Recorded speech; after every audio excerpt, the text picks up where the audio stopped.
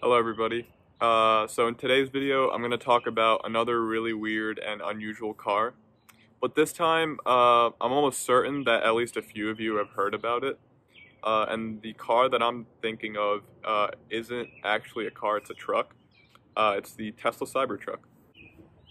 And for those of you who might not know, the Tesla Cybertruck is essentially Tesla's idea of what a truck should be. And I'm just gonna say that I don't like the Cybertruck right off the bat. And in this video, I'm just gonna explain why I don't like the Cybertruck and why I don't think it'll be successful. So essentially, the Cybertruck competes against a lot of establishment truck manufacturers like Ford and General Motors. It's supposed to start at about $40,000 for the base model and go all the way up to about $70,000 for the fully loaded performance model. And because it's a Tesla, it's obviously electric. So the base $40,000 model is supposed to have a range of about 250 miles, and the fully loaded $70,000 model is supposed to have a range of about double that, so about 500 miles. There's also going to be different models that are priced in between the base model and the fully loaded model. So you could expect the range probably about 300 to 400 miles for those in between. And generally speaking, there are some people who like how the Cybertruck looks, but most people, including me, think it just looks really weird and kind of bad. And it's probably because the whole thing looks like a cheese wedge for some reason. And it also looks like something that a kid would draw if you just gave them like a sheet of paper and just said like draw a truck or like a car. And yeah, it just doesn't look good. But obviously how something looks is very subjective, and it's not really a justification for whether the Cybertruck is good or not. However, what isn't subjective is the fact that you can't really do many truck type of stuff with the Cybertruck. For example, if you want to tow something, which a lot of people do with pickup trucks, you can't really do that with the Cybertruck, and you can't do that for like long distances because it'll reduce your range because you're adding a lot of weight and you're trying to pull that.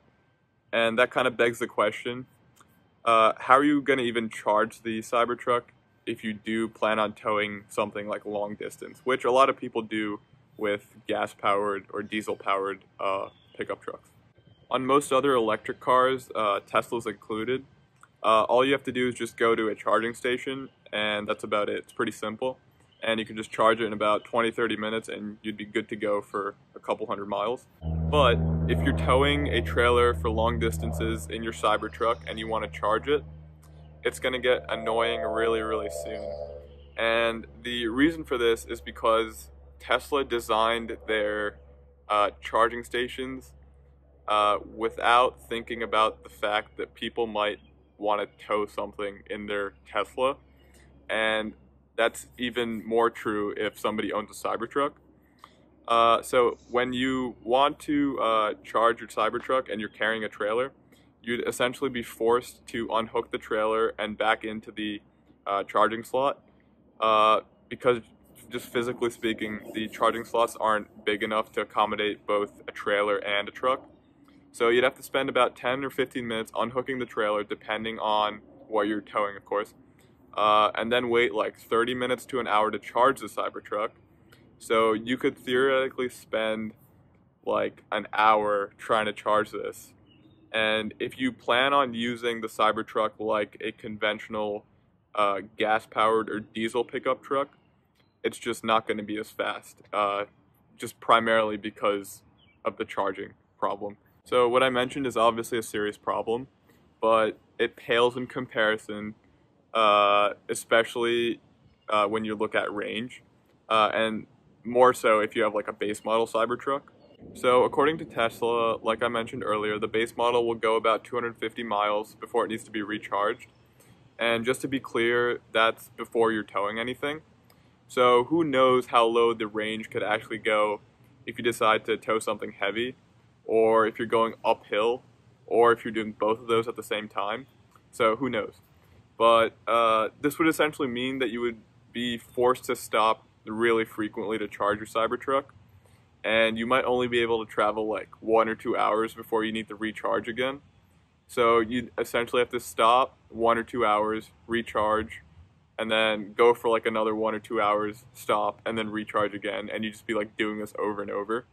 Now, an argument could be made that the Cybertruck is more of a lifestyle vehicle, kind of like G-Wagons, which are just kind of like off-road vehicles that are used by like rich people in California, and they don't really get used to off-road. So people might argue that the Cybertruck might be something like that, and that is a valid point. But then you've got to wonder, will the Cybertruck even sell well? Because there aren't really that many lifestyle truck buyers out there, and that's proven by vehicles like the G-Wagon. Not many people buy them. People who actually off-road their vehicles don't buy G-Wagons because of how expensive they are, and that's why they're typically just used by rich people to drive their kids around. But then someone might say, what about Jeeps, right? A lot of people buy those and they never really use them for their purpose, right? Their intended purpose is to go off-road. And yeah, that's true, but Jeeps also don't cost $70,000 like the Cybertruck. And you could pick up like a base model Jeep Wrangler for like $25,000 or $30,000, and a really nice one, like the nicest possible one for like the high $40,000 range or like the low $50,000 range. But anyways, that's been it. That's why I think the weirdest new car that you could technically buy probably won't be a success or won't be as revolutionary as in the truck industry as people were hoping, or quite frankly as Tesla was hoping, because I think they betted big on this, but I don't think it's going to do well.